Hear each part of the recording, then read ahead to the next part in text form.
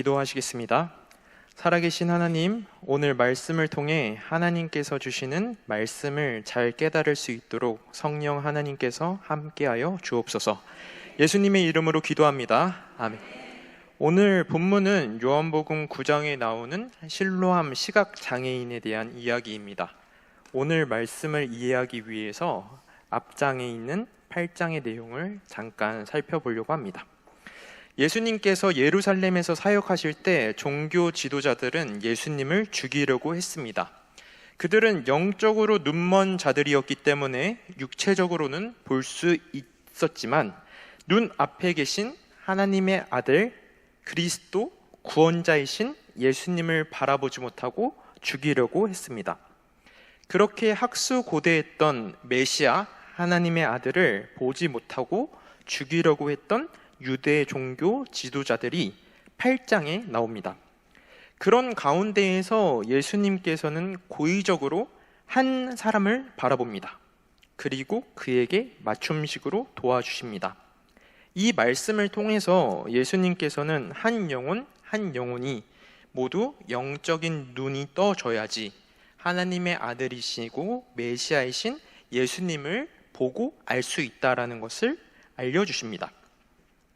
예수님은 한 시각장애인을 통하여서 실질적인 필요, 영적인 필요 모두 맞춤식으로 채워주시는 분이심을 알려주십니다. 오늘 크게 3가지를 살펴보려고 합니다. 첫 번째, 예수님이 보신 것. 두 번째, 예수님이 하신 일. 세 번째, 예수님을 바라보며 우리의 반응을 살펴보려고 합니다. 먼저 예수님은 무엇을 보셨는가? 예수님께서 보신 것을 살펴보겠습니다. 요한복음 9장 1절입니다. 제가 읽겠습니다. 예수께서 길을 가실 때에 날때부터 맹인된 사람을 보신지라. 첫째, 예수님께서는 수많은 사람 중에 시각장애인 한 사람을 보십니다. 예수님께서 길을 거니실 때마다 군중들은 자신들의 문제를 해결하기 위한 수단으로 혹은 로마 식민지에서 구원할 영웅으로서 예수님을 따랐습니다. 분주하고 복잡한 상황 속에서 진정한 구원자이신 예수님께서는 길가에 앉아있는 시각장애인 한 사람을 보십니다. 그러나 다른 사람들의 눈에는 도움도 되지 않고 귀찮게 하는 존재인 한 영혼을 예수님께서는 특별하게 바라보고 계십니다. 그에게 관심을 가지십니다. 예수님께서는 그 시각장애인을 다른 사람들과 다르게 한 영혼, 한 인격체로 여겨주시며 맞춤식으로 대해주십니다. 둘째, 예수님께서는 영적인 눈으로 그를 바라보십니다.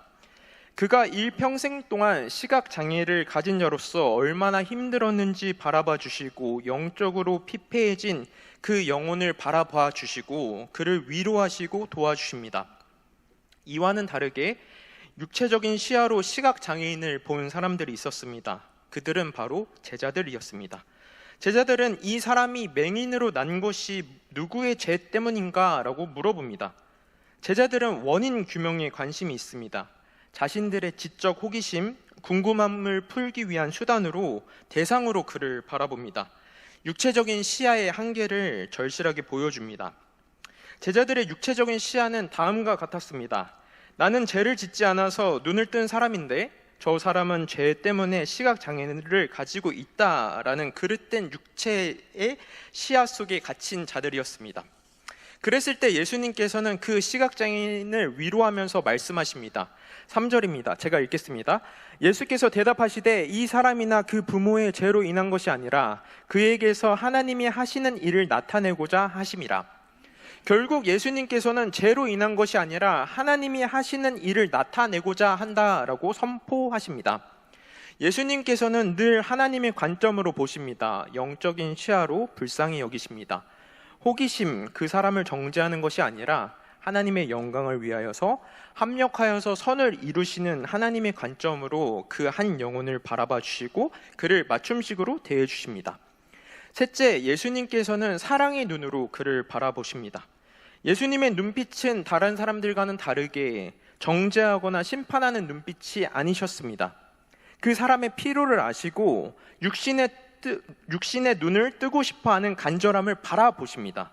태어날 때부터 어둠 속에서 살아갔던 그 사람의 마음을 아시고 사랑의 눈으로 그를 바라보시고 아무도 그를 신경 쓰지 않고 그를 정죄할 때 따뜻하게 감싸 안아주시고 그를 이끌어 주시는 예수님이십니다.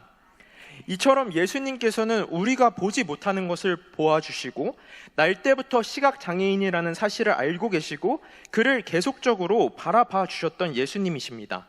예수님께서는 영적인 시야로 그를 불쌍히 여겨주시고 따뜻한 눈길로 그를 바라봐 주셨습니다. 정죄와 판단이 아닌 그 사람에 대한 사랑, 관심으로 그 사람을 바라봐 주셨습니다. 두 번째, 예수님께서 하신 일입니다. 예수님께서는 그 시각장애인을 먼저 바라봐 주시고 행동으로 옮겨 주셨습니다. 5, 6절은 우리 함께 같이 읽었으면 좋겠습니다. 같이 읽겠습니다. 내가 세상에 있는 동안에는 세상의 빛이로라.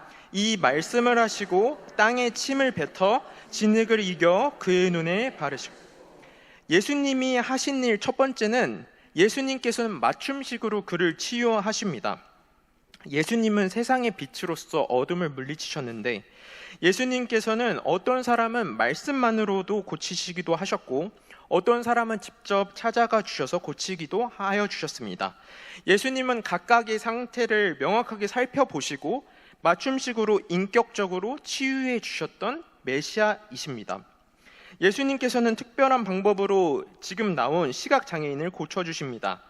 예수님께서는 이 사람에게 진흙을 그의 눈에 발라주시면서 실로암에 가서 씻으라고 하시면서 고쳐주십니다. 하나님이 하시는 일이 어떻게 이루어지는지 몸소 보여주십니다. 예수님께서는 그의 시각장애를 활용하십니다. 하나님의 섬세하심을 보여주십니다. 이 사람은 날 때부터 시각장애인이었기 때문에 다른 감각들이 발달했습니다. 특히 청각과 촉각이 발달되어 있는 그 시각장애인의 맞춤식으로 예수님께서는 이뤄주십니다. 침으로 진흙을 이기시는 소리를 들려주시고 그리고 부드러운 손길로 그의 눈에 진흙을 발라주십니다.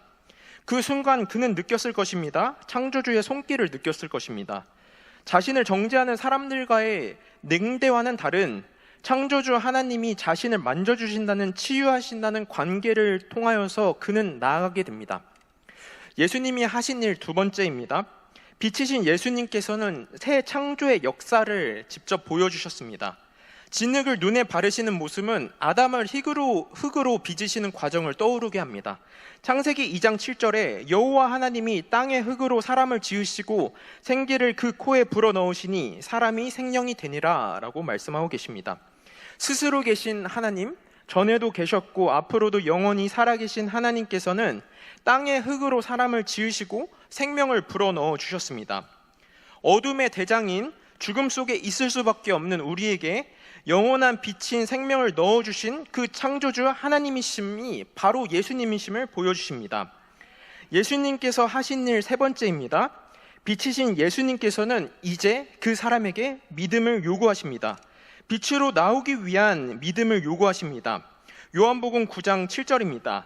이르시되 실로암 못에 가서 씻으라 하시니 실로암은 번역하면 보냄을 받았다는 뜻이라. 이에 가서 씻고 밝은 눈으로 왔더라. 시각장애인이 실로암 못에 가는 일은 어려운 일이었습니다. 보이지 않는 길이었고 혼자 걸어가야 한다라는 그 공포는 말로 표현할 수 없었을 것입니다. 그러나 그는 예수님의 손길, 자신을 치유하신다는 조그마한 믿음, 짧지만 강렬했던 예수님과의 경험을 통하여서 추억을 바탕으로 순종하기 시작합니다. 예수님은 그에게 순종할 기회를 주셨고 믿음으로 행동할 수 있는 용기 또한 주셨습니다. 예수님은 불가능을 가능케 하여 주셨고 빛으로 인도하여 주셔서 밝은 곳으로 이끌어 주셨습니다. 그 결과 그는 밝은 눈으로 다시 돌아오게 됩니다. 세 번째입니다. 맞춤식으로 우리를 보시는 예수님께 우리는 어떻게 반응을 해야 하는가? 또한 우리에게 주시는 교훈은 무엇입니까? 반응 첫 번째입니다. 맞춤식으로 다가오시는 예수님께 순종하면 됩니다. 예수님께서는 지속적으로 우리를 보고 계시고 인격적으로 맞춤식으로 대하고 계십니다. 우리는 하나님의 말씀을 통하여서 다가오시는 예수님께 순종하면 됩니다. 말씀이 육신이 되어 오신 예수 그리스도의 말씀에 순종하면서 감사함으로 행하면 됩니다.